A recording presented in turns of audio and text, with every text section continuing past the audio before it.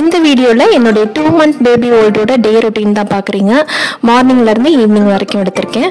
First மந்த்ல baby videos முடிஞ்ச அளவுக்கு எடுத்திருந்தேன். பட் வந்துட்டு ரொம்ப டீடைல்டா எடுக்கல. ஏன்னா நம்ம முதல்ல ரெஸ்ட் எடுத்து கொஞ்சம் தெம்பாய்க்கணும். அதனால தான் ஃபர்ஸ்ட் மந்த் ஃபுல்லாவே நல்லாவே நான் ரெஸ்ட் எடுத்துக்கிட்டேன். செகண்ட் மந்த்ல இருந்து தான் கொஞ்சம் வேலை. அதுவும் அம்மா வீட்டில் தானே இருக்கும், பெருசா எந்த வேலையும்லாம் இருக்காது. நம்மளும் ஒரே இடத்துல உட்கார்ற மாதிரி இருக்குமா, சீரியஸா அப்படி உட்காரவே கூடாது. அப்பப்போ எழுந்திரிச்சு நடந்தாச்சு கொடுக்கணும். நான் இது வந்து என்னோட செகண்ட் டெலிவரியா. ஸோ நான் வந்துட்டு கற்றுக்கிட்டது நிறைய. ஃபர்ஸ்ட் டெலிவரி டைம்லலாம் நிறைய அனுபவப்பட்டுட்டேன். ஸோ செகண்ட் டெலிவரி டைமில் ஓரளவுக்கு எனக்கு தெரிஞ்சது என்னென்ன தப்புகள்லாம் பண்ணக்கூடாது அப்படிங்கிறதுனால இப்போ வந்து அதெல்லாம் தெரிஞ்சுக்கிட்டு கொஞ்சம் கிளியர் ஆகிக்கிட்டேன். என்னென்னா நான் உங்களுக்கு இந்த வீடியோவில் எனக்கு தெரிஞ்சதெல்லாம் ஷேர் பண்ணுறேன்.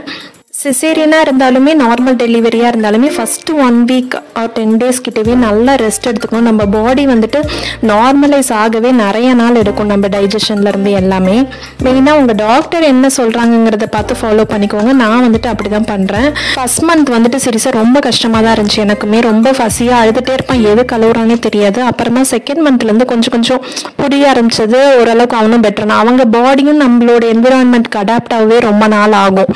மெயினாக ஃபீடிங் பண்ணுறப்ப நிறைய தண்ணி குடிக்கணும். நம்ம தெரிஞ்சுமே நான்லாம் ஃபர்ஸ்ட் ப்ரெக்னன்சி ஃபர்ஸ்ட் டெலிவரி டைமில் அவ்வளோவாலாம் குடிக்கல. பட் இந்த டைம் வந்துட்டு பக்கத்துலேயே 2 லிட்டர் பாட்டில் கிட்டவே நான் வச்சுப்பேன். ஒவ்வொரு டைம் ஃபீட் முடிஞ்சோலையும் ஒரு 1/4 லிட்டர் தண்ணியாச்சும் குடிச்சிருவேன். அது கண்டிப்பாக எது மறக்கிறீங்களோ இல்லையோ இதை வந்துட்டு கண்டிப்பாக பண்ணுங்க. தண்ணி நிறைய குடிச்சிட்டே இருங்க எப்போதுமே.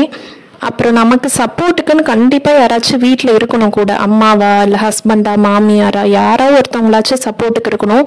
ஃபஸ்ட்டு கொஞ்சம் மந்த்ஸ்க்காச்சு, இல்லாட்டி வந்துட்டு நம்மளுக்கு ரொம்ப மென்டல் ஸ்ட்ரெஸ் ஆகிடும். இவன் என்னோட செகண்ட் பேபிங்கிறதுனால ஃபஸ்ட்டு என்னோட பையனையும் நான் பார்க்கணும். அது வந்து 2 குழந்தைங்க இருக்கிறவங்களுக்கு அது ஒரு பெரிய சேலஞ்ச் தான். இப்போ தான் நானும் அதெல்லாம் கோத்ரூ பண்ணிட்டுறேன். எனக்குமே செம்ம ஸ்ட்ரெஸ் ஆகுது ஈவினிங்லாம்.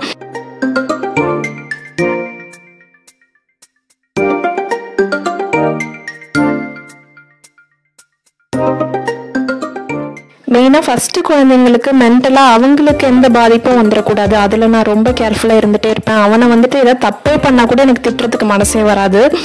அவனுக்கு இப்போ 7 வயசு. ஸோ விவரம் தெரியும், எல்லாமே புரியும். நம்ம என்னென்ன பேசுகிறோம் எல்லாமே அவங்களுக்கு வந்துட்டு மைண்டில் இருக்கும், ஞாபகம் இருக்கும். ஸோ ஒன்றுமே நான் பார்த்து பேசணும். அந்த ஒரு பொறுப்பெல்லாம் இப்போ இன்னும் அதிகமாகிடுச்சுன்னு தான் சொல்லணும். இவனை கேர் பண்ணிவிட்டு அவனை வந்து பார்த்துக்காத ஃபீல் வந்துட்டு அவனுக்கு என்றைக்குமே வந்துடக்கூடாது. அது வந்துட்டு ஒரு பெரிய சேலஞ்சிங்கான விஷயம் தான். சீரியஸாக என்ன தோணும்னா, இவனுக்குலாம் ஸ்கூல் இருந்துட்டாலே பரவாயில்லன்னு தோணும். முன்னாடிலாம் இவங்க ஸ்கூலில் ஆக்சுவலாக சாட்டர்டேவும் வந்து வைப்பாங்க. யூஸ்வலாக எப்போயாச்சும் ரேராக தான் அப்பப்போ லீவ் விடுவாங்களா. அப்போலாம் தோணும், என்னடா இவங்க என்ன செகண்ட் ஸ்டாண்டர்ட் ஃபர்ஸ்ட் ஸ்டாண்டர்ட்லாம் சாட்டர்டே லீவ் விட மாட்டேங்கிறாங்க, எல்லா நாளும் வச்சுக்கிட்டு இருக்காங்கன்னு தோணும். இப்போலாம் ஓகேப்பா வச்சாலே பரவாயில்ல, சனிக்கிழமையும் போயிட்டு வரட்டும் அப்படின்னு தான் தோணுது. சண்டே ஒரு நாள் தான் வீட்டில் இருப்பானா, அப்போ அப்படியே சமாளிச்சுக்கலாம். ஏன்னா அவங்க அப்பாவும் இருப்பாங்க. அவங்க அப்பாவும் இல்லைன்னா தான் செம்ம இதாக போகும். ஏன்னா ரித்வா வந்துட்டு யார்கிட்டையும் போக மாட்டான். மீனா என்கிட்ட இல்லை, அவங்க அப்பா கிட்ட தான் எதாக இருந்தாலுமே ஷேர் பண்ணுறது எல்லாமே பண்ணும். ஃபீடிங் பண்ணுறப்ப இன்னொன்று சொல்லணும்னு நினச்சேன். மெயினாக ஃபீடிங் பில்லை வச்சுக்கோங்க. எனக்கு வந்துட்டு அது நல்லாவே வசதியாக இருக்குது. அது இருந்தால் தான் எனக்கு கொஞ்சம் கம்ஃபர்டபுளாக இருக்கும். அப்புறம் பின்னாடியும் நான் 2 முதுகுக்கு வந்து 2 தலகாணி வந்து சப்போர்ட்டுக்கு வச்சுப்பேன். நம்மளுக்கு வந்துட்டு பேக் பெயின் யூஸ்வலாக இருக்கும். அது வந்து சிசேரியனால தான், அந்த இன்ஜெக்ஷனால தான் பேக் பெயின் அப்படிங்கிறது இல்லை. ஜென்ரலாகவே நம்மளுக்கும் அந்த ஏஜ் ஆகுது, அந்த ஆப்ரேஷன் முடிஞ்சு உடம்பு ஃபுல்லாகவே வலிக்கும் ஜென்ரலாகவே. அதனால அது பேக் பெயினுங்கிறது அந்த ஊசினால வர்றதுன்னு இல்லை. நம்ம குழந்தை பிறந்தோடனே நீங்கள் நோட் பண்ணியிருந்தீங்கன்னா தெரியும், நம்ம குனிஞ்சுக்கிட்டே தான் இருப்போம் மோஸ்ட் ஆஃப் த டைம்ஸ். நம்மளுக்கு கழுத்து முதுகு எல்லாம் ஆட்டோமேட்டிக்காக அதனால தான் பெயின் வரும்னு எனக்கு தோணும். மெயினாக உட்கார்றப்ப வந்து 2 நல்லா முடிஞ்ச அளவுக்கு ஃபீட் பண்ணுறப்ப எல்லாமே ஸ்ட்ரெயிட்டாக உட்காந்து பண்ணணும். அவ்வளோ ப்ரிகாஷனாக இருந்துக்கணும். ஓகே, ஹர்ஷக்குட்டி பாருங்கள், கையில் வந்துட்டு இது கொஞ்ச நாள் கட்டி விட்டுருந்தேன். அப்புறம் வந்துட்டு அது எடுத்துட்டேன். அதுவும் ஆக்சுவலாக கலந்து வந்துருச்சு. அதனால் அப்புறம் மறுபடியும் கட்டி விடலை. அப்புறம் பொட்டும் நான் எப்பயாச்சும் வைப்பனே தவிர இந்த பொட்டு ரொம்பலாம் வைக்க மாட்டேன். எனக்கு வந்துட்டு நல்லா அவங்கள அழகாக பார்க்கணும். திருஷ்டி பட்டுறோம்னு சொல்லிட்டு எனக்கு ரொம்ப அவங்களோட அழகை வந்துட்டு இது பண்ணணும்னு நான் விரும்ப மாட்டேன்.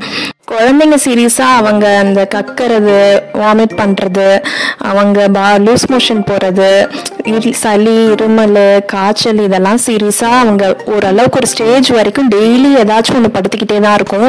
அது வந்துட்டு கண்ணு படுறதுனால அப்படிங்கிற மாதிரி நான் பிலீவ் பண்ண மாட்டேன். அவங்களோட வளர்ந்தா அதெல்லாம் ஆட்டோமேட்டிக்காக சரியாயிடும் தான் நான் பார்ப்பேன். அதெல்லாம் ரித்வாக்கெலாம் சீரியஸாக உடம்புல பிரச்சனை இல்லாத நாள்னு ஒன்று சொல்லிடவே முடியாது. எல்லா நாளுமே அவனுக்கு சளி, இருமல் இருந்துக்கிட்டே இருக்கும்.